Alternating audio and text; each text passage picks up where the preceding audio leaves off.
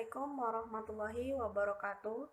Perkenalkan, nama saya Fadila Nidilis Putri Saragi, NIM 20105656, Prodi S1 Manajemen dari kelas Manajemen Pagi B. Di sini saya akan menjelaskan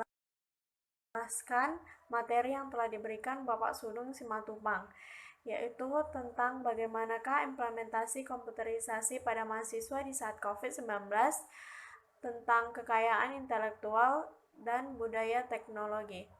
Baik, saya akan menjelaskan materi yang pertama, yaitu tentang bagaimanakah implementasi komputerisasi pada mahasiswa di saat COVID-19. Pada masa pandemi COVID-19 yang datang pada akhir tahun 2019, keadaan memaksa kita untuk mulai menggunakan sistem pembelajaran daring. Banyak peneliti yang menganalisa efektivitas pembelajaran daring yang dilakukan selama masa pandemi COVID-19. Hasil penelitian dipublikasikan mengindikasikan bahwa dalam pembelajaran daring terdapat kelebihan dan kekurangan. Namun, sebagian besar masih menganggap pembelajaran daring kurang efektif. Proses belajar merupakan proses transformasi pada seorang pembelajar. Transformasi yang dimaksud adalah perubahan dalam hal pengetahuan, sikap, dan tindakan menjadi lebih baik secara kuantitas dan kualitas. Dalam hal perkuliahan, pembelajar adalah mahasiswa. Ukuran terjadinya perubahan pengetahuan dapat diukur menggunakan tes formatif atau kuis dan tes sumatif atau UTS dan UAS. Sedangkan perubahan sikap dan tindakan dapat diukur melalui interaksi dosen dan mahasiswa. Selama ini, perubahan tersebut dapat diperoleh mahasiswa dengan tatap muka di kelas antara dosen dan mahasiswa. Kuliah daring yang dilaksanakan tentu harus memiliki persiapan matang, karena hal tersebut menyangkut sistem teknologi juga internet yang dibutuhkan. Persiapan tersebut antara lain sarana dan prasarana, yaitu platform dan tools yang akan digunakan untuk melaksanakan kuliah daring. Kedua, sumber daya manusia yang mumpuni, di mana harus terdapat sumber daya manusia yang paham betul bagaimana mengoperasikan sistem yang akan dijalankan. Dan ketiga adalah mempersiapkan aplikasi yang akan digunakan.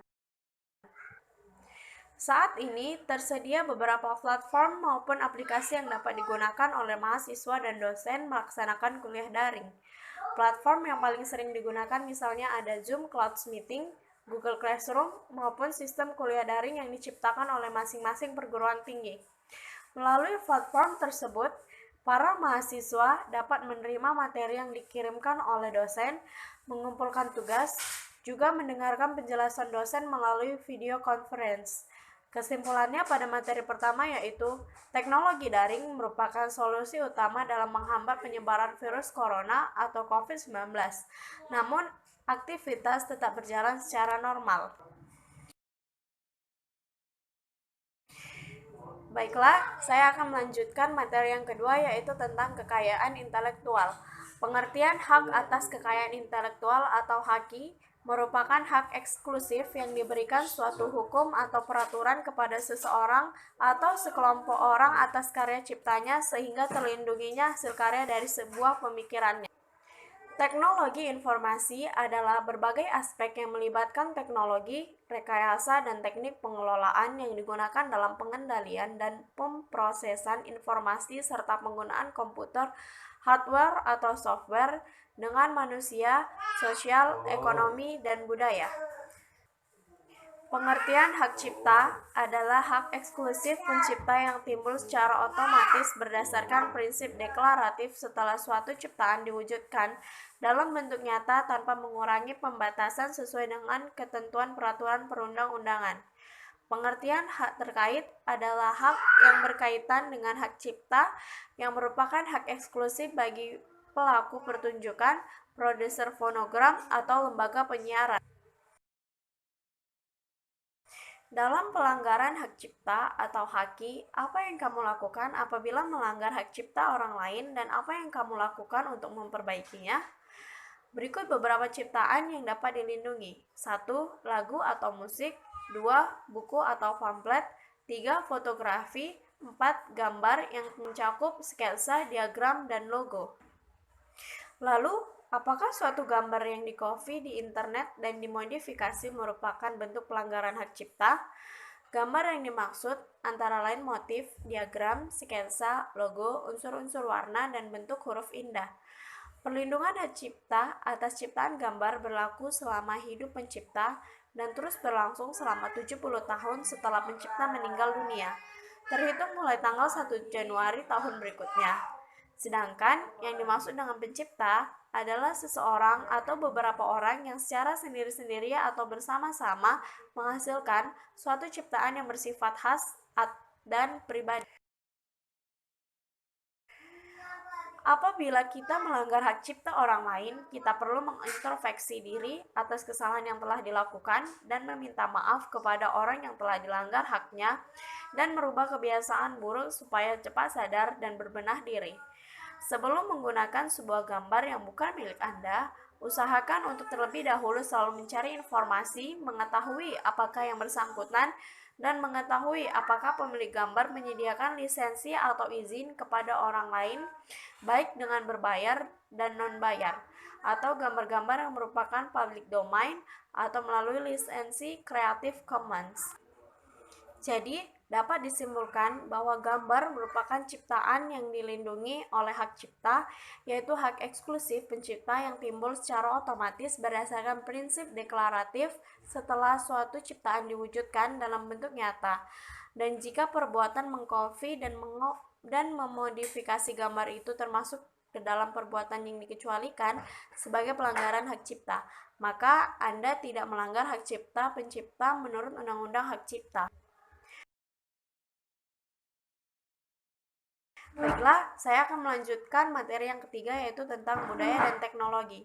Information Technology adalah bidang pengelolaan teknologi dan mencakup berbagai bidang yang termasuk tetapi tidak terbatas pada hal-hal seperti proses, perangkat lunak komputer, sistem informasi, perangkat keras komputer, bahasa program, dan data konstruksi.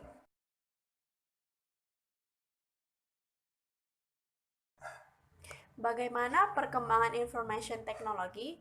Pada awal sejarah, manusia bertukar informasi melalui bahasa. Maka bahasa adalah teknologi. Bahasa memungkinkan seseorang memahami informasi yang disampaikan oleh orang lain, tetapi itu tidak bertahan secara lama, karena setelah ucapan itu selesai, maka informasi yang berada di tangan si penerima itu akan dilupakan dan tidak bisa disimpan lama.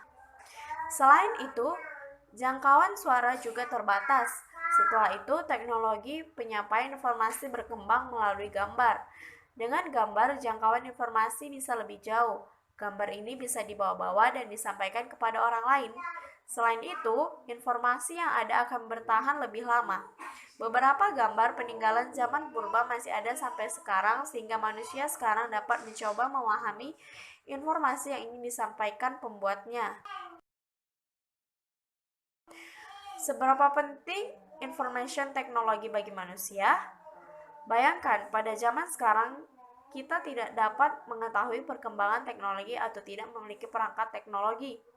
Apa yang terjadi? Yang pastinya, kita akan ketinggalan banyak informasi penting pada kehidupan ini, baik informasi tentang di sekeliling kita maupun informasi yang ada di dunia.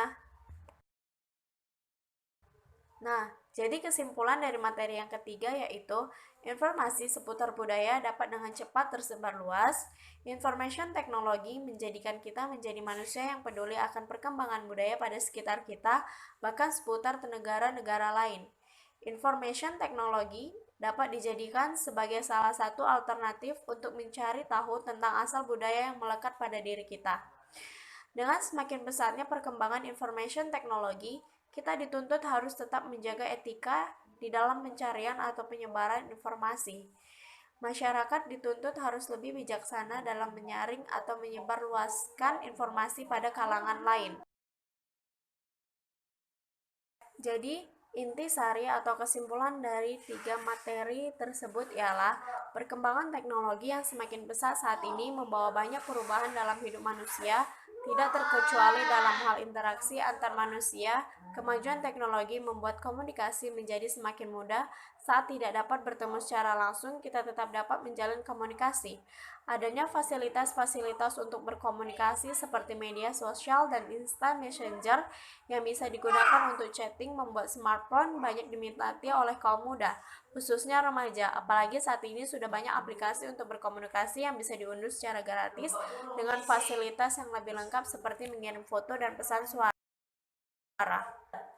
Jika haus, maka minumlah. Jika lapar, maka makanlah. Jika salah, maafkanlah. Wassalamualaikum warahmatullahi wabarakatuh. Sampai jumpa. Terima kasih.